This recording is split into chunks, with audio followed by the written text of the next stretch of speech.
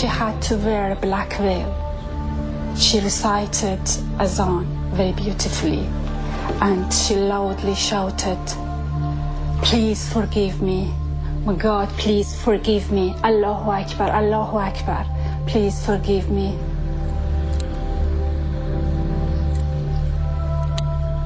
Just before they hoisted her up into the air, she whispered something in the moral policewoman's ears.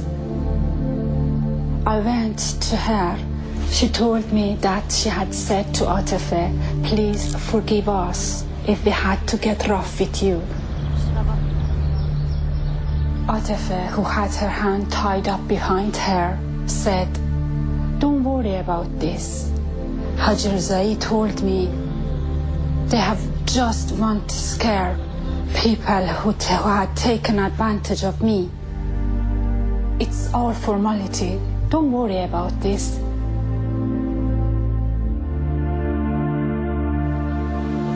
Atife didn't know until the last second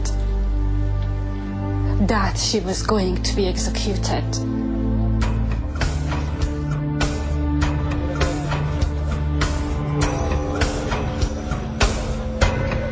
Haji Rizai carried out the execution himself. When he was hoisting her up, Atife said, "People, please forgive me if I have done any wrong. Or people, forgive me if I have at any point annoyed you. I can't even see who is here."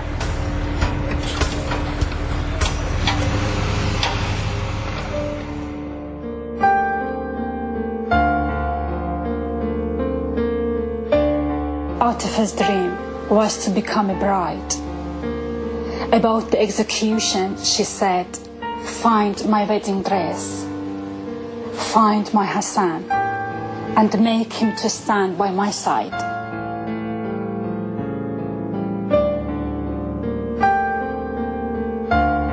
She said that the previous 3 times she had been jailed, Hassan came to visit me. Why doesn't he come to visit me this time?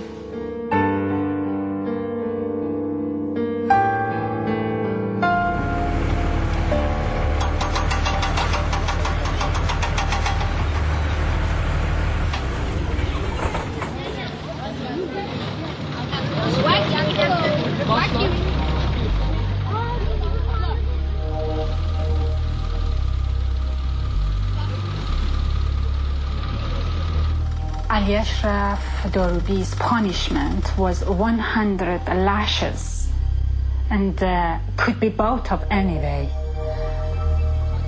I went up to him and told him that you are a reason that dear girl was executed. I screamed for him to come out, but they closed the door on me.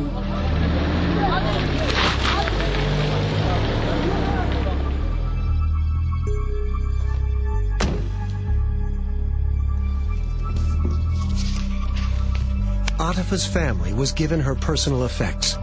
It was at this point that they realized the strange contradictions within the authorities' paperwork. The Supreme Court verdict described Atife as 22, when the authorities' own death certificate described her as 16. Now, too late, the family realized the importance of proving Atife's age once and for all. They showed a copy of her birth certificate to everyone they could. It reached the judge. When he saw the birth certificate, he started to sweat. Big droplets of sweat started dripped. He repeatedly coughed and dried his face of sweat.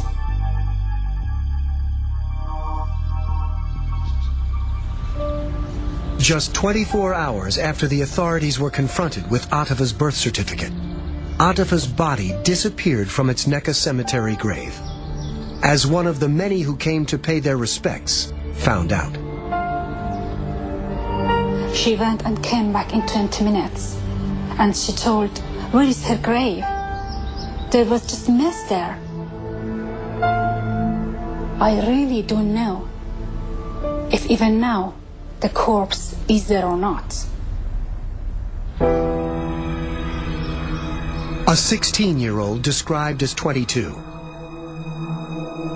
A verdict rushed through the Supreme Court at many times the normal speed. Now, a corpse disinterred. The question that won't go away is, why did Judge Haji Rezai repeatedly deviate from normal legal procedure in Atifa's case?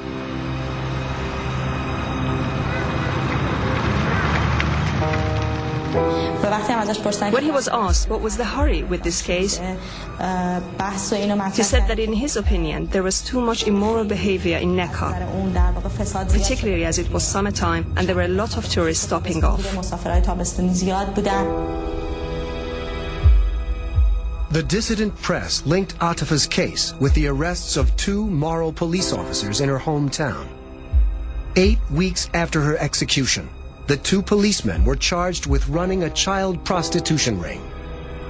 Newspapers reported that these were the same 2 officers who presented the petition that led to Atifa's hanging.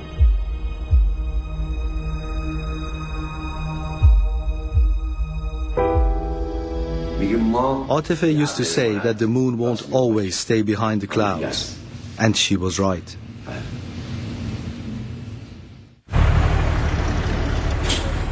When I heard the news, I felt like I had been hanged too.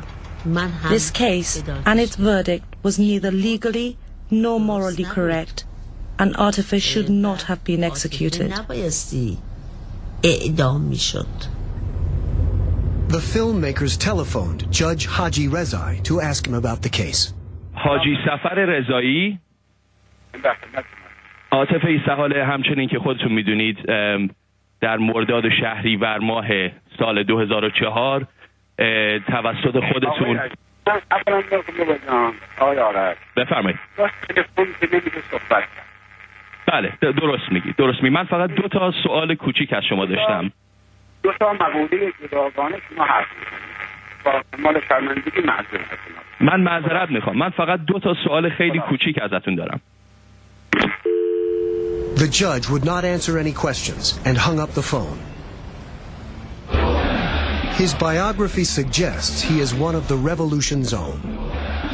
According to a well-placed source, he joined the Tehran prosecutor's office in 1982, during one of the bloodiest periods of the revolution's history, when thousands of people were given a summary trial and executed as un-Islamic opponents of the regime. Anyone who was involved during those times will not be punished because they are untouchable, they are immune from any prosecution. They stood by the regime and they killed.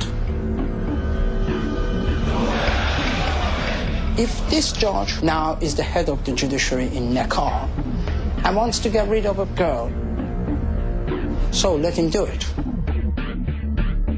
Atifa's case was signed off at the highest level by the man who soon after became Iran's head of intelligence, Mohseni Ajayi.